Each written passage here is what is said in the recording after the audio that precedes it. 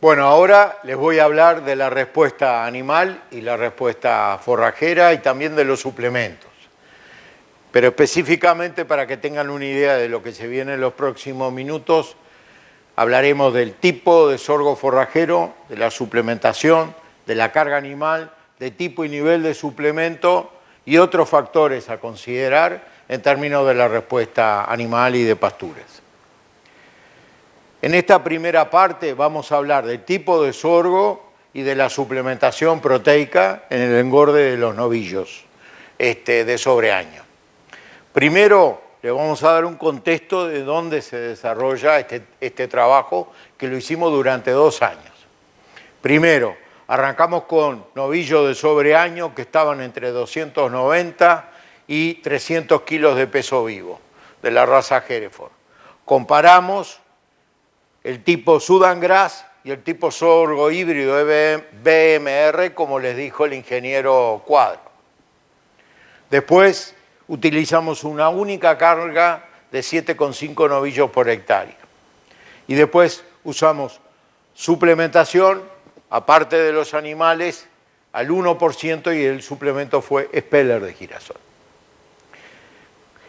Depende del año, duraron entre 60 a 105 días los trabajos. Primero les voy a presentar los resultados de la comparación de ambos tipos de sorgo, primero a nivel del ofertado, durante todo el ciclo, o los 60 o los 100 días, ¿no? Y es importante decir que acá no está contemplado el efecto del suplemento. Primer mensaje importante. Como pueden ver, la cantidad de sorgo ofertado a los animales en el sorgo híbrido fue superior a la cantidad que ofertamos en el Sudan Grass, desde un 69% hasta un 121% más. En términos de altura, lo pueden ver, estábamos hablando de 70 a 90 centímetros para el caso del Sudán y los sorgos de 80 hasta casi 1 metro de altura.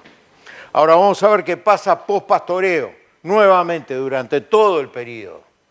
Aquí pueden ver que nuevamente la cantidad de Sudán con respecto al sorgo es menor. Ven que andamos dependiendo del año, entre 2.600 kilos a 6.000 kilos versus casi 3.700 kilos más o 7.000 y pico de kilos. Lo importante en la altura, estuvimos mucho en el rango que recomendaba el ingeniero Cuadros, en términos de dejar el pastoreo por encima, en estos casos, por encima de los 30 centímetros. Y nuevamente encontramos un rechazo superior del sorgo. Después lo otro importante es el nivel de utilización de un forraje tan vasto como el sorgo y de rápido crecimiento. En general les podemos decir que la bibliografía internacional nos muestra que la utilización raramente supera el 60%. Y no fue la excepción. Aquí pueden ver que anduvieron entre 45 y 55%. Pero pueden ver que en el caso del sorgo híbrido, además de tener más pasto al ofertarle al animal, más pasto a su vez cuando salían los animales, el nivel de utilización también fue mayor para el sorgo híbrido. Y otra cosa importante es el valor nutricional del forraje, porque no solo importa la cantidad, sino la calidad. Y aquí podemos decir que tanto la proteína como la digestibilidad fue superior a favor del sorgo con respecto al Sudan Grass.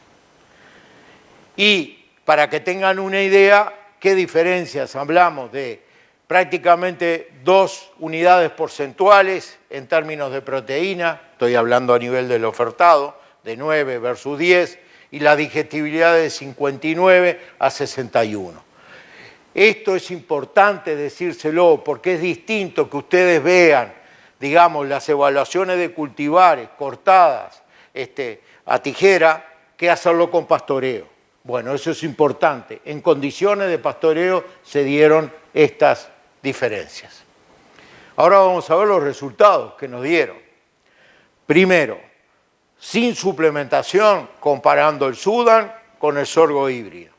Primer elemento a destacar. Los pesos vivos finales estuvieron entre 340 y 350 kilos para el Sudán y los de sorgo híbrido estuvieron 360 a 350. Ahora, en términos de la ganancia, que va a expresar el potencial que podíamos asociar con lo que había pasado en las pasturas, se refleja aquí en la ganancia de peso vivo. Y lo pueden ver. Estamos comparando ganancias de 360 gramos, 760 gramos para los sorgos y nos vamos a ganancias de 450 hasta casi 900 gramos en los sorgos híbridos. Estamos hablando de un 13 a un 25% más de producción. Por lo tanto, la mayor cantidad y calidad del sorgo híbrido con respecto al Sudán se transformó en más ganancias de peso vivo. Y también podemos decir que también se transformó en mayor cantidad de producción de peso vivo producido dentro de la unidad de superficie que es la hectárea. Como pueden ver, estábamos sobre los 300 kilos en el Sudán y los sorgos híbridos están en los 350 a casi 390 kilos de peso vivo por hectárea. El siguiente factor que quisimos comparar era sin suplementar y con suplementación.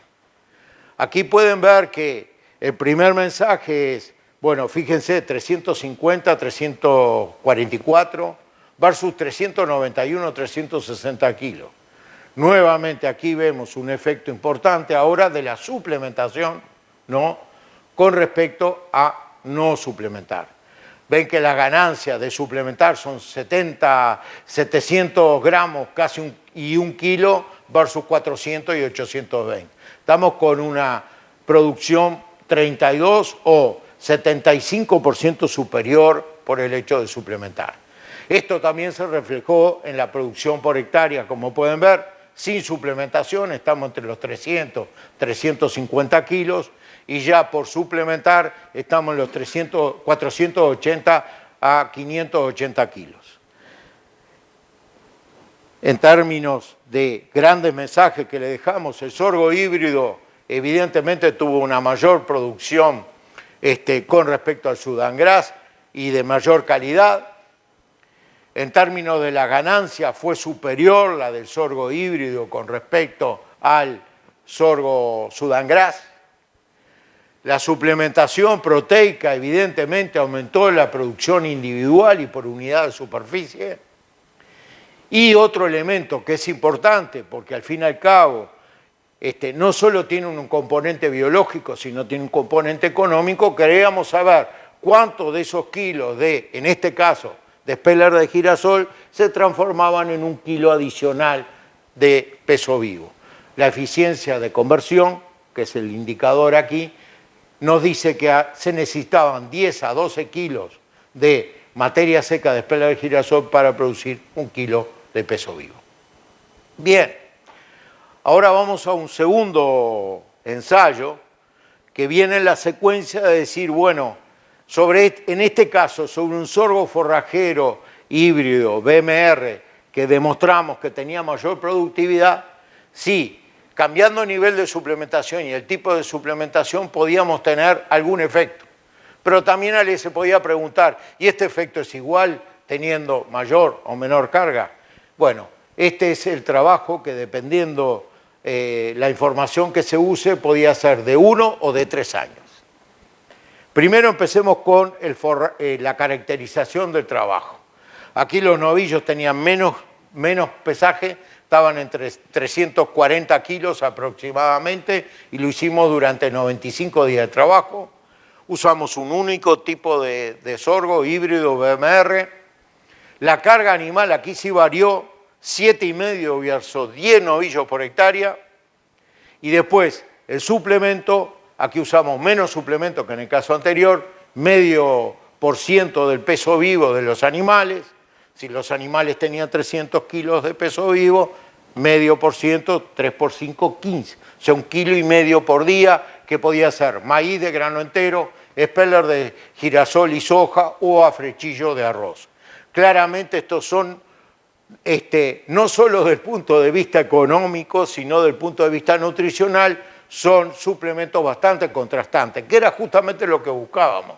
porque íbamos a generar un panorama en cantidad y calidad de forraje bastante diferencial por el hecho de manejar cargas tan contrastantes. Y aquí ven, los Speller con alto nivel de proteína y niveles energía medios a altos, como sobre todo en el caso de soja, que no vamos a presentar información en particular de la soja, y después una situación intermedia energético, proteico, el afrechillo de arroz, molido y entero, sin desgrasar, y el maíz puramente energético, con un nivel medio a bajo en términos generales de proteína. Bueno, empecemos con el pasto.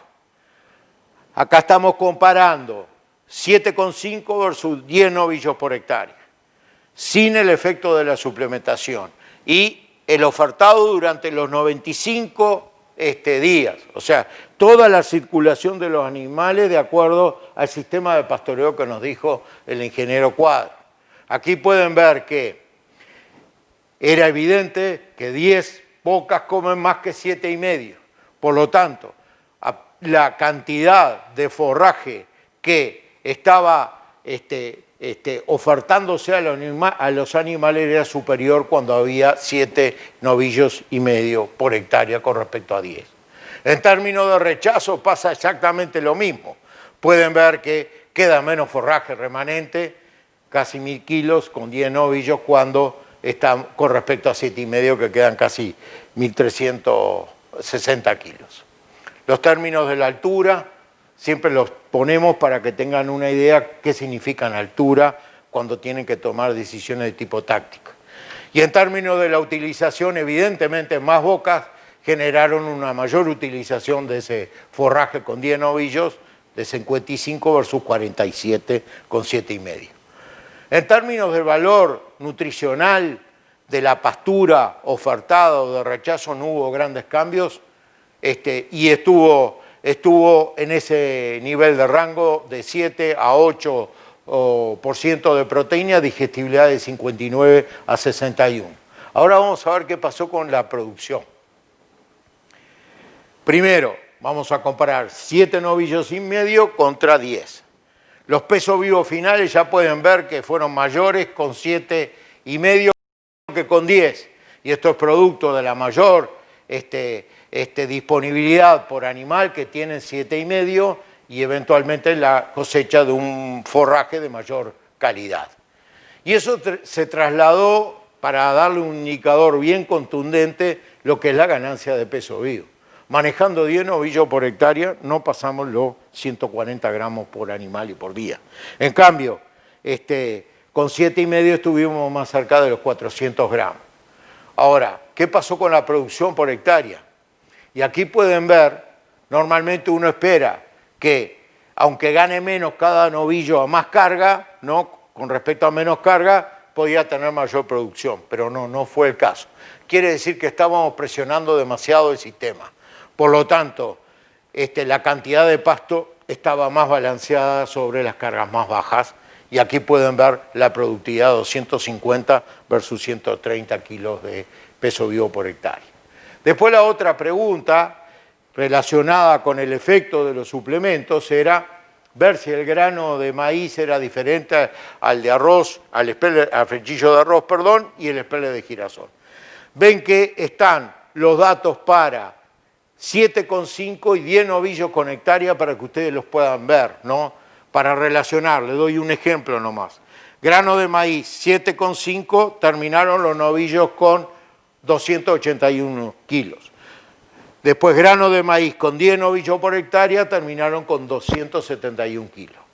Pero en términos generales, le podemos decir que los pesos finales y las ganancias no fueron realmente importantes entre los 3 tipos de suplemento a nivel de ambas cargas.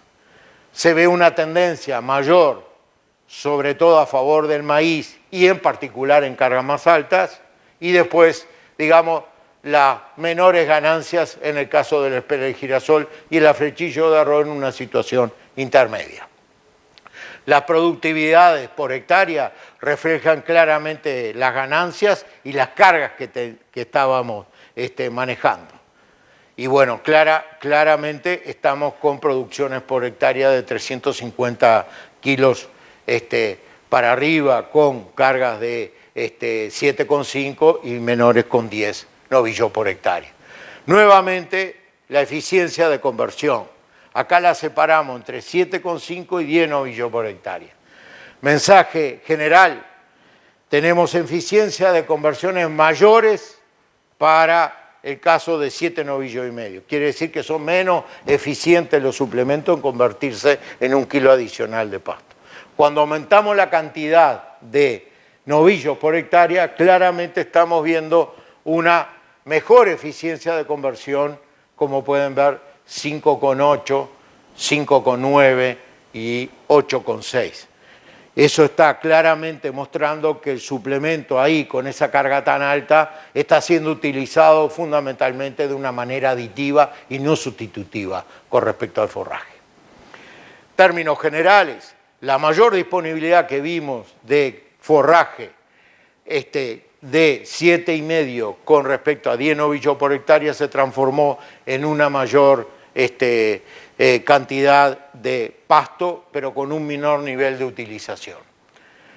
Como vieron, claramente la producción por individuo y por hectárea fue mejor la de 7,5 con respecto a la de 10, y después los términos de ganancia, eso realmente mostraron claramente que cuando uno se incluye la suplementación, aumenta la productividad con respecto a los animales que no están siendo suplementados, y eso se puede ver claramente con las dimensiones que vimos de la respuesta al suplemento.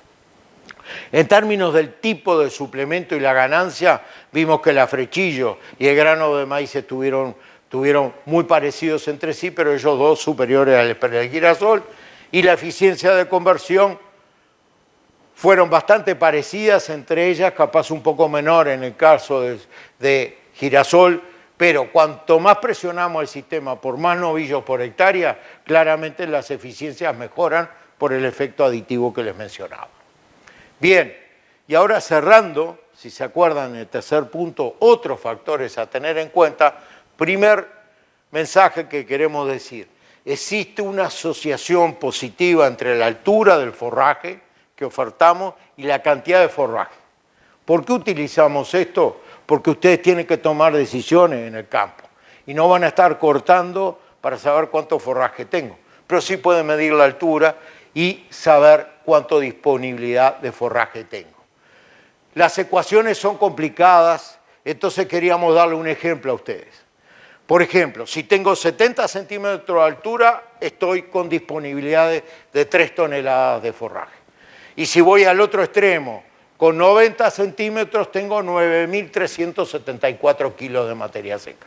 Lo decimos con bastante exactitud. Por lo tanto, damos este mensaje. Hay una alta asociación entre la altura y la cantidad del pasto del forraje que le ofertamos a los animales. Por lo tanto, de manera táctica podemos manejar el forraje, pero también la producción animal. Y ahora le vamos a mostrar por qué la producción animal.